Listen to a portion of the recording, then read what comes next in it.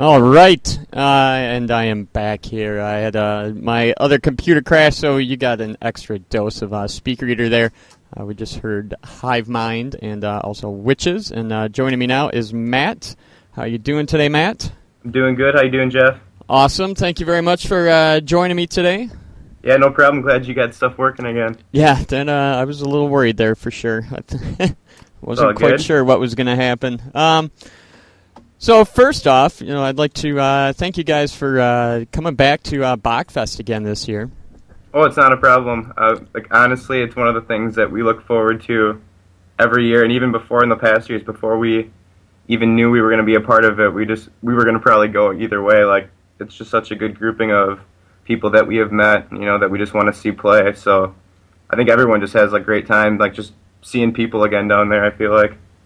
Yeah, it seems like a lot of the same people tend to come down and show each other a lot of support, and I think it really seems like everybody that's played is always wanting to come back. So it's kind of cool that we've got a nice core group of people with it. Yeah, and I mean, I don't know. It's always just good to get down to Madison. I mean, we all have a lot of friends down there, so they don't get to see us a lot, and we just like to play for people. We usually mainly played in Wausau, so just to play anywhere outside of Wausau is always a pretty good time. Now, you guys have played a couple times around Madison, right? You played, didn't you play the bike shop one time? Yeah, we played the bike shop, and then unless I'm forgetting something, as Speaker Eater, I don't think we've played anywhere other than Bachfest, and then that one Revolution show, which was cool. That was a fun place. Yeah, it's too bad they don't put on shows there anymore. Yeah, I mean, it's a bike shop. I'm sure they have reasons why they can't. Yeah, well, police mostly, I think. Yeah. But, yeah, so, and you guys are going to be, you're the only ones that are doing will have played all three Bachfests. Yeah, I know, well. That's a big honor, and I guess from talking to you yesterday, pretty funny how it worked out that we're playing the 8 o'clock slot every year. Yeah, it really, for whatever reason, it just worked out that way. I don't, well, you know this because I've talked to you about it, but the way I go about treating this is that it's not, no band is any better than any other band in my mind as far as this goes. Everybody gets equal time and stuff like that.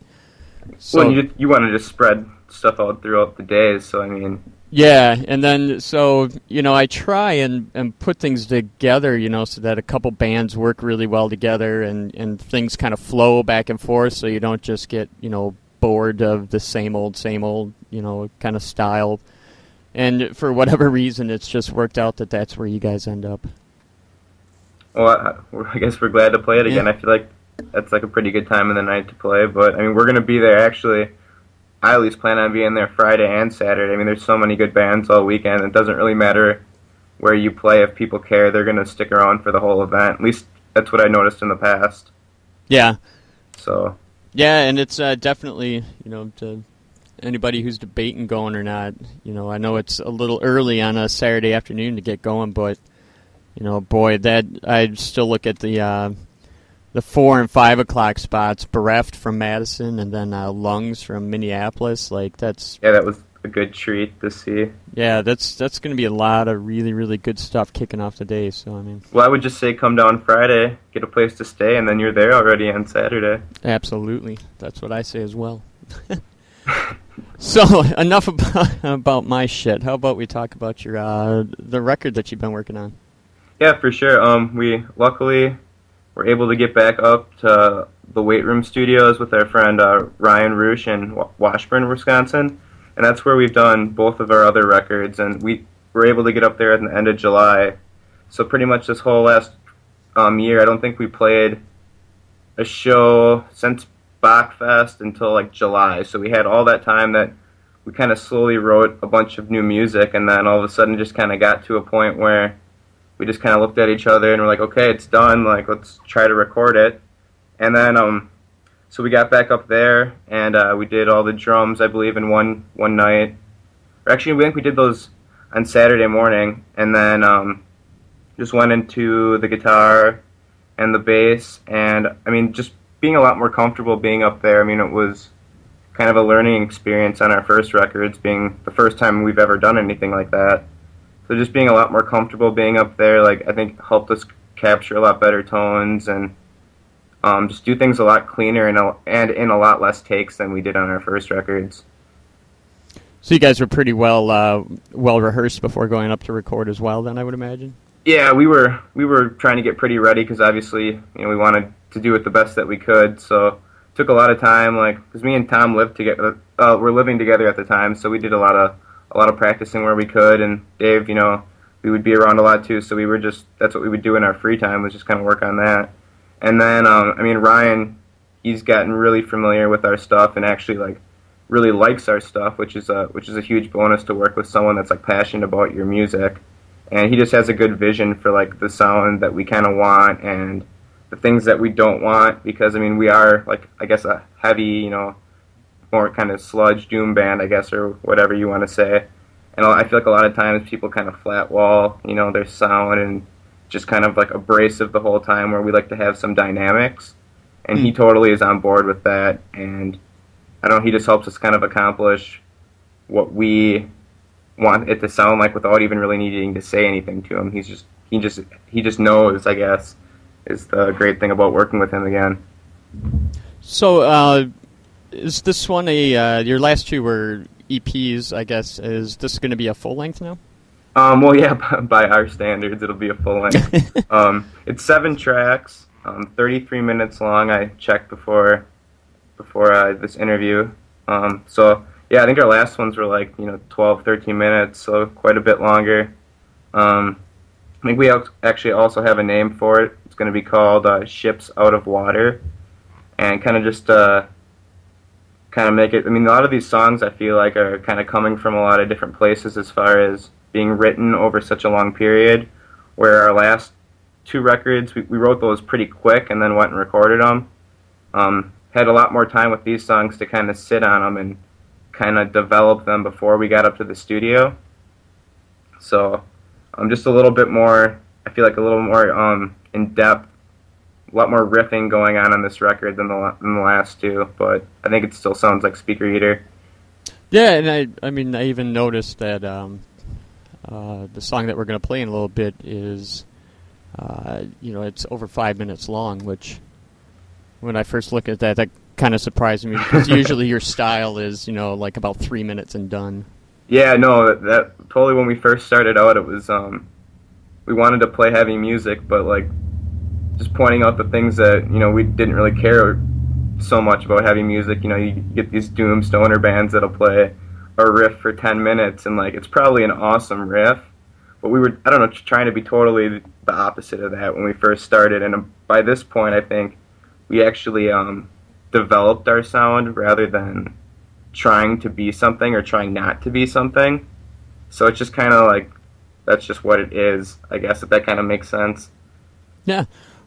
With having that much time, writing the record, going through things, like what kind of stuff are you drawing inspiration from? Inspiration? Man, it's kind of I guess I haven't really thought about that too much. Like I said, a lot of these songs are coming from like totally different places, whereas I feel like Lords had a very solid theme to it. As far as inspiration goes, just trying to do a lot more melodic things. That's not really inspiration, but that's something that was on my mind a lot of the time when I was writing. Just trying to be more melodic, more prettier, but still heavy, if that makes any sense. Yep. So just trying to have a lot more interesting tones going on, notes going on, a lot more melody and harmony, things like that. The other thing with that too, I feel like Lords, when we went up there to mix that record, I had all these, I think we all did, we all had really like grand ideas for how we could like add to it or layer it or like build it up after we had already recorded it, where I feel like this record, since we had so much longer to sit on it, it's kind of just done. I have a few like lead, like kind of spacier parts that I want to add over a few places, but I don't really think that we're going to experiment too much with the piano or too much layering as far as like auxiliary goes and that kind of thing. I mean, if it develops, that's great, but I think a lot of us are, this is how we hear the finished music, as it is. Kind of, you already spent your time. Yeah, yeah, totally. Yeah, exactly. I mean, there's a few, like I said, there's a few things that now that I'm able to hear it without having to play it at the same time, I am getting a few more ideas, but I'm not trying to actively look for things. Was it when you're saying you wanted to be more melodic and all the kind of ideas and stuff that you wanted to try and get across more on this record? Were there different bands or different I don't know, music, whatever that you were listening to that you were kind of drawing the kind of sound that you were going for?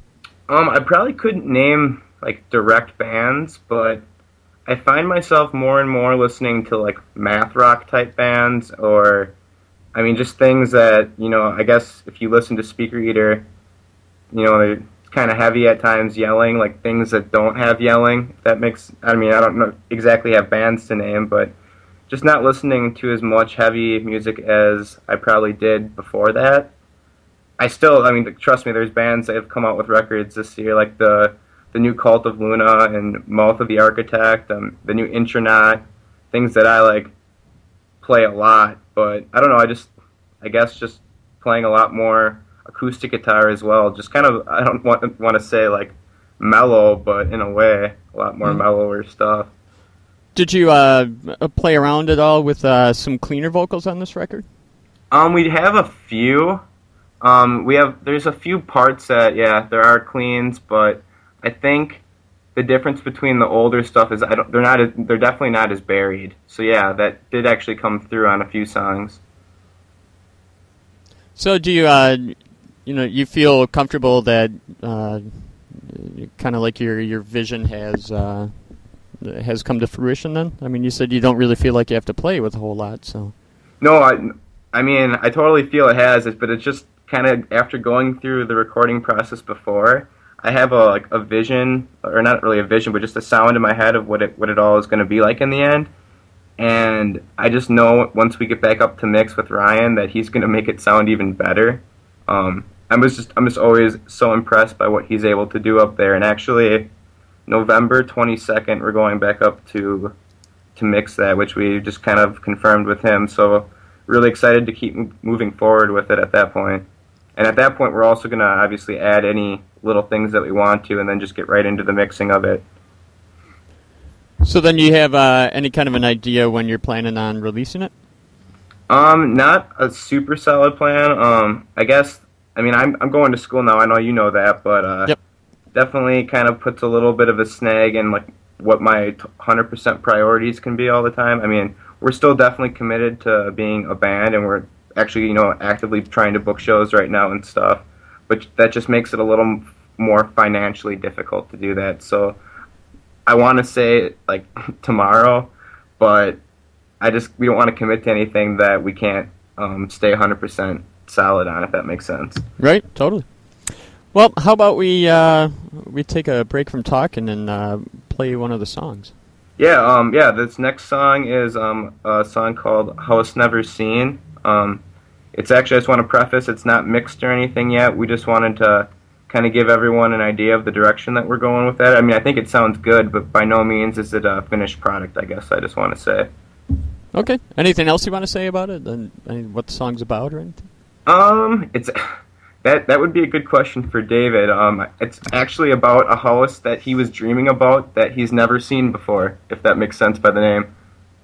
Awesome description. All right, let's take a listen. This is House Never Seen. Crank it up.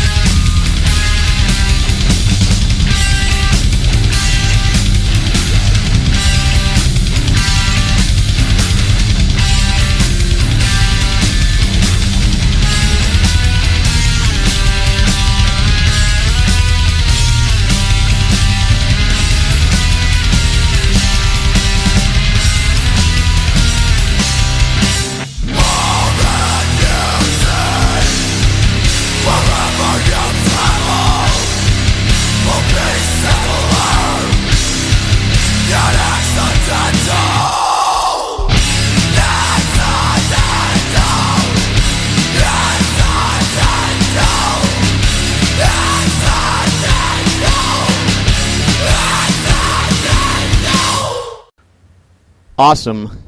That was House Ne'er Seen by Speaker Dude. Thank you very much for sharing that with us, Matt. Yeah, no, not a problem. It's like I said, we've been away for a while. We wanted at least people to hear something that we've been working on. That's I was up there. I obviously told anybody that was listening that day when I talked about the show, but came up to Wausau to see you guys play with Brooder and Earthrise, and you guys played a lot of the new stuff. And yeah, pretty much all of it.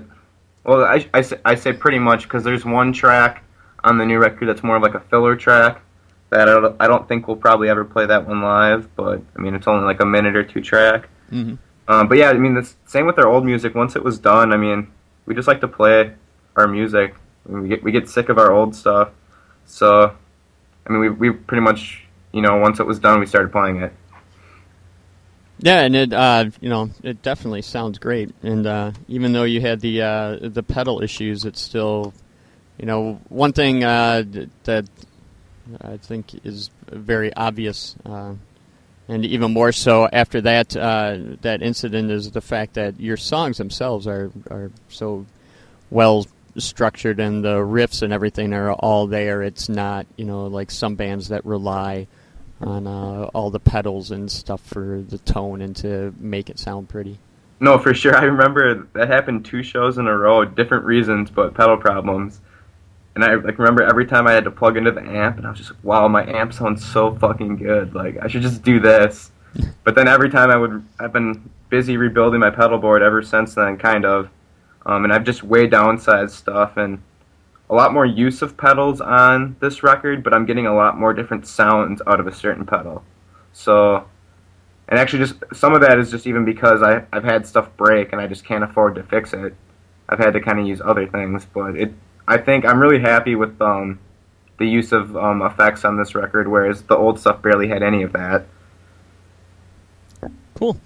So I want to ask you, I know talking you don't really have a set date for releasing the record or anything like that, but I always think that you guys do some really cool stuff with your packaging and being DIY and whatnot. You actually build all the packaging and design it and everything yourself. So I was wondering if you guys have anything in mind for this new record.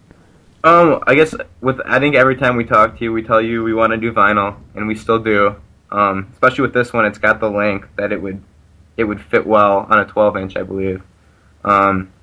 But again, that's a lot more money to be throwing down as well. I think we would probably for sure still do something similar with the hand packaged CD.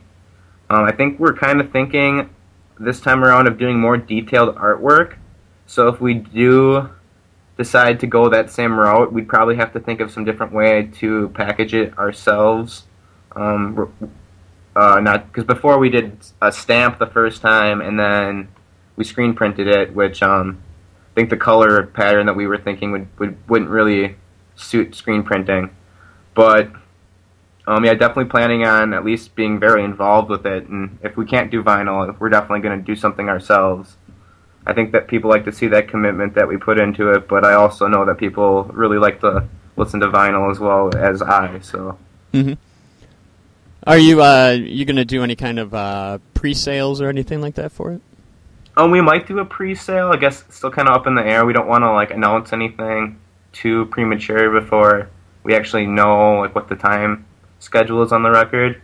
But I think that if we do a pre-order, we're definitely gonna do some kind of a bonus. So I don't want to just take people's money and not give them anything at that moment. So I think there's a remix, which I know that you're gonna play at the end, and we'll talk more about that. But there's a remix of one of our songs that we're kind of throwing around, maybe offering as a pre-order. Otherwise, I think if that's not what we decide. If we did a pre-order, it wouldn't just be something like we take your money. You're going to get something from us if you kind of pledge your support in that way, I guess. Awesome. Well, we'll definitely be looking forward to that at some point. So how about, as long as we're talking about merch and stuff, if somebody wanted to get a hold of one of your earlier albums, or I know you got some shirts and patches and stuff like that.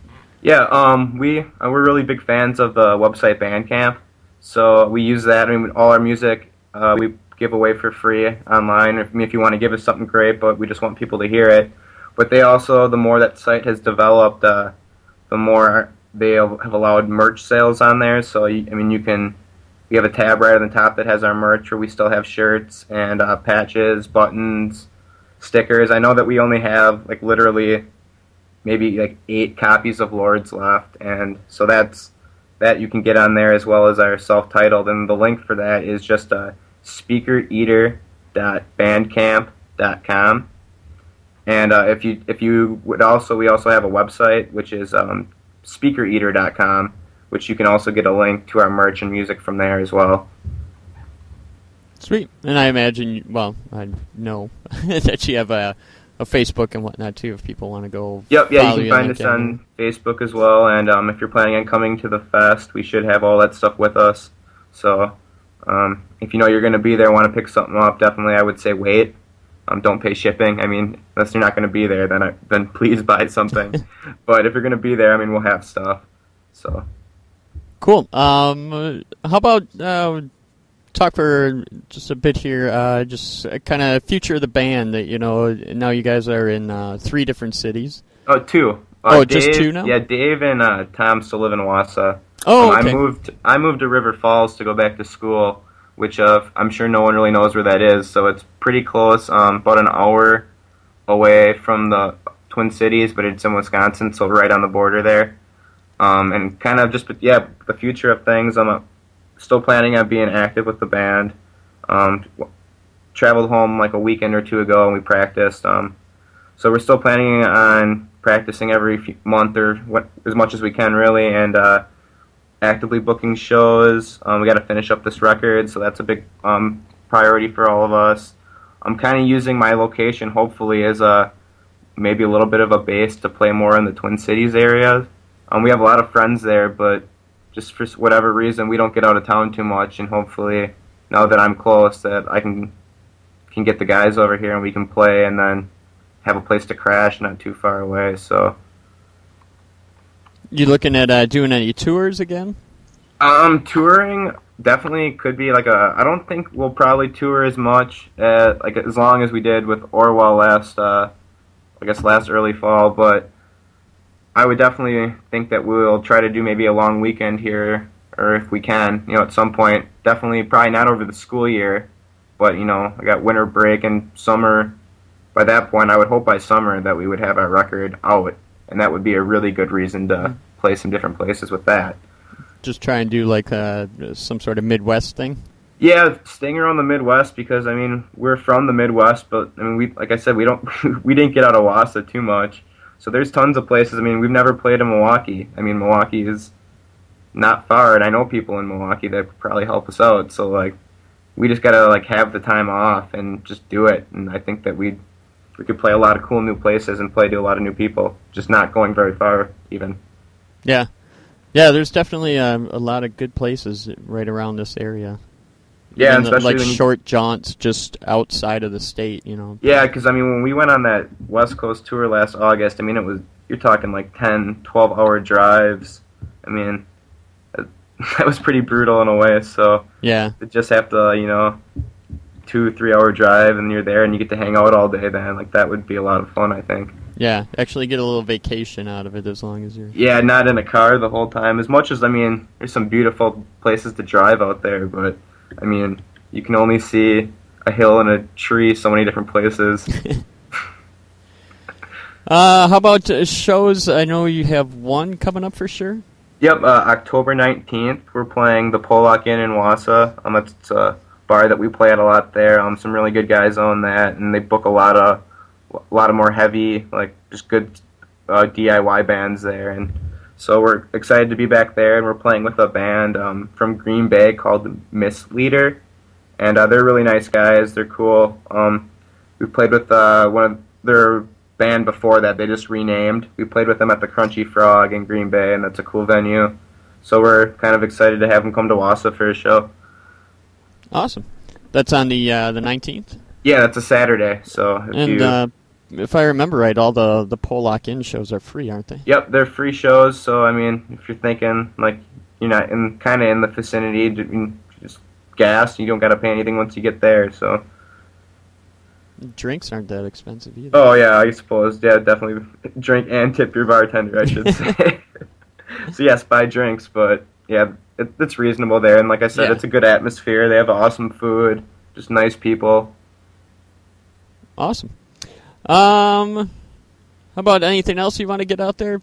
People. Yeah, I do want to talk a little bit about this remix that we're going to play. I think this is one of the most interesting things that we've done, really. And I got to give a lot of the credit to our buddy Ryan Roosh again, because I don't know, it was a while there, like I said, that we weren't really doing much last year, and I don't know, he wanted to come down and just do some demos with us, and we were like, yeah, man, it'd be cool to hang out. We haven't seen you in a while. Like, come down and let's do that. And some unfortunate circumstances, like Tom cut his hand open, so he couldn't drum really at all. And so Ryan comes down here and he's like, oh shit, like I'm here, like this is awful, like we got to get really drunk and stuff. Like we just got to hang out. And then all of a sudden he shows us this remix that he was just working on for like fun, and it was just awesome. Like it's not like a half-assed remix. Like, oh, I'm just gonna move some parts around and I don't know, make it sound all electronic, and it's a remix. Like, but I don't know, just maybe he didn't spend that much time on it. But to me, it was like, wow, this was like really he thought this out, and like the way that he rearranged things and built up the song was really impressive to us. And we're like, we need to do something with this. So like I had just gotten this new pedal, a Lotus pedal. They're from Superior, Wisconsin. Like this yellow delay, I guess it's called. And I don't know, just started doing all this like these spacey parts over it in certain spots, and just playing with that pedal. And we got a bunch of guitar tones, and actually Brad from Pony came over and was hanging out and like did this crazy awesome guitar solo on it that just is cool. And so yeah, then Ryan went away with that and kind of did a few more things to it. And then once we went up to record this record, Tom wanted to put some drums down. That's kind of why we were holding off on even telling anybody about it. And laid down some drums, and like Ryan added a few more little things, a few like, you know, organ synth type things kind of buried in there. And yeah, we just have this awesome piece of music, which like, I mean, I guess it sounds like us because, you know, there's still yelling in it, but like it's not really that heavy, but it sounds cool. Like I've shown it to people that don't even know what we sound like, and they, you know, they like it more than they like Speaker Eater. So I don't know, I think it's a cool thing. And it's the Sovereigns remix, so that's our first song off Lords. So just kind of builds in the same way with like that piano in the beginning, and then kind of just goes a different direction kind of from there, I guess. Is this something that you guys think you might try again at some point? Potentially. I mean, like I said, I was super impressed at what Ryan did with it, and I mean, if he would have told me that he like was gonna remix one of our songs before, I probably would have laughed and just said like, oh, that's cool. But like, since he was able to just show it to us, it was like, holy shit, like I couldn't have directed you to do any of this stuff. Like, so I guess it kind of, I don't know, I guess I've never thought about really remixing a song ever. So maybe if I thought about it more, we could potentially do it. Or if like I find out in like a year or something that he's done something again, I'm sure it's going to be awesome. So I won't say no, but I guess we got to just get the record out before we can think too much about that. Right. All right. Well, thank you very much for joining me again. Yeah, no, thanks a lot for having us, or for having me, Jeff. I appreciate it. Just want to let everyone know one more time that they can get pretty much any information or links to any of our other stuff that we have by just going to speakereater.com. It's pretty simple to remember, and you can get to our merch, music, Facebook, everything from there. So, excellent. We'll throw the links to that up on the Infernal Rock Radio Facebook pages and stuff as well for people. Oh, awesome! Appreciated. All right. So, like I said, thank you very much for coming and playing Bachfest again. We're really looking forward to having you back and seeing you guys play again. And we'll take a listen to the Sovereigns remix then. All right?